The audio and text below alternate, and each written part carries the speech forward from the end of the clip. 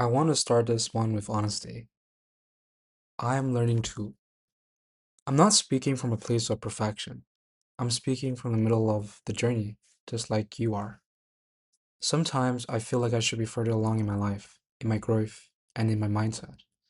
Sometimes I feel impatient with myself, frustrated that progress isn't instant.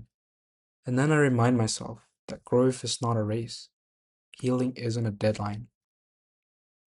If you ever felt that way too, like you're stuck or behind or unsure, this one is for you. Healing doesn't announce itself. It's often quiet, invisible. It happens when no one is watching. It is in the choices you make when no one else will notice, such as showing up for yourself when it's easier to ignore your feelings, choosing a calm response instead of reacting in anger, sitting with discomfort instead of running away. I notice it in my own life too. I have moments where I feel small, unsure, or emotional. And slowly, I've been learning to sit with that, not to push it away, not to beat myself up. But the thing is, healing compounds. A single moment of self compassion may feel tiny today, but over time, it changes your inner landscape.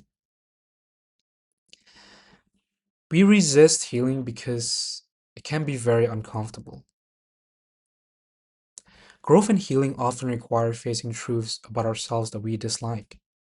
We notice habits we want to change, patterns that hold us back, old wounds that need attention. And it's tempting to distract ourselves instead, scrolling, overworking, overthinking, anything to avoid the discomfort. But avoidance, as we've explored before, not only makes the process slower. The gentle truth is facing discomfort, carefully, intentionally, is what creates lasting change. No one else can do it for you. Healing is personal, and that includes me too. I can't truly help you. I could try to guide. I can share frameworks. I can share reflections.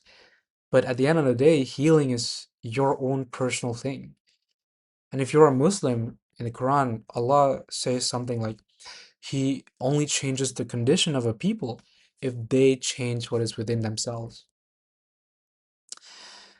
And anybody who's trying to lecture somebody, they don't actually guide the person that they're sharing it to. Allah is the one who guides them. But in that itself, if I'm right, it also is for you to decide. So yeah, I journal sometimes daily, in my own ways, sometimes sporadically, and notice patterns. I meditate, pray, and sit with my thoughts, even when it feels uncomfortable. I notice how I react to stress and try small adjustments. These are not instant fixes. They are ongoing experiments in living with awareness and intention. And here's the thing, being part of this journey myself makes me better at sharing it with you. I'm not distant, I'm learning alongside you. And here are a few things I've found helpful that I practice myself. Set aside a few minutes each day. Ask yourself, how am I feeling today? Really? What small step can I take to take care of myself? Even noticing your feelings without judgment is progress. Micro actions. Healing isn't always big dramatic change, it's tiny consistent actions, and this is true. Drinking water, moving your body, taking a deep breath when frustration arises, these really do add up. It compounds. Yeah, I do these myself, and because sometimes I forget, and when I remember, it makes a subtle but profound difference. And you should embrace imperfection because you will slip, I will slip too. We'll sometimes lose patience, act out of frustration, or neglect our routines. We'll make mistakes, and that's being human. You know, healing is forgiving ourselves and returning to the process.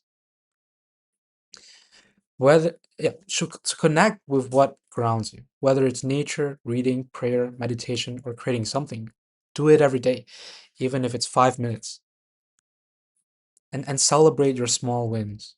I love to do this every day. Healing doesn't always look like a dramatic breakthrough. Notice when you respond with calm, when you didn't react in anger, when you kept a habit despite being tired. These are victories. These are daily wins, and it's something to be proud about, something to be happy about. Like making your bed in the morning, even if it's not perfect. Making sure that you drink enough water every day. Making sure that you eat more vegetables than you did yesterday. Making sure that you took 5,000 steps today. You know, anything.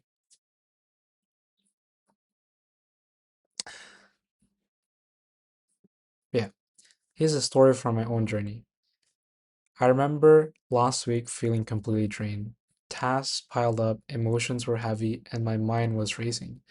I could have distracted myself, scrolled, numbed out, avoided, but instead, I sat quietly for 10 minutes. I wrote down what I was feeling, I breathed, I acknowledged that it was okay to feel tired and frustrated.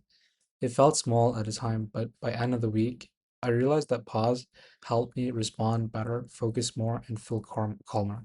Healing works like that, quietly, patiently, unseen but powerful. And I didn't write it down on a notebook, but I wrote it down in a way that I do, like in my mind, in my heart, right? I try to express and list it down. So take a moment with these reflection questions.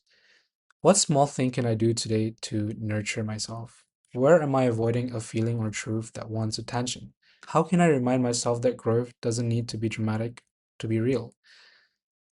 And here's what you need to remember. Healing takes time.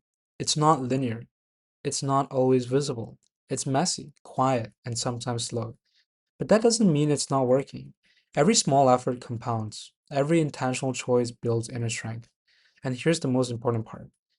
I'm on this journey too. In fact, many people around you are too. I'm learning, everyone's learning, I'm practicing, I'm growing alongside you. We're not alone in our effort to heal, to live more peaceful, to grow with care and intention. So take a deep breath, trust yourself, keep showing up gently, consistently, and patiently, because healing is happening, even if you can't see it yet.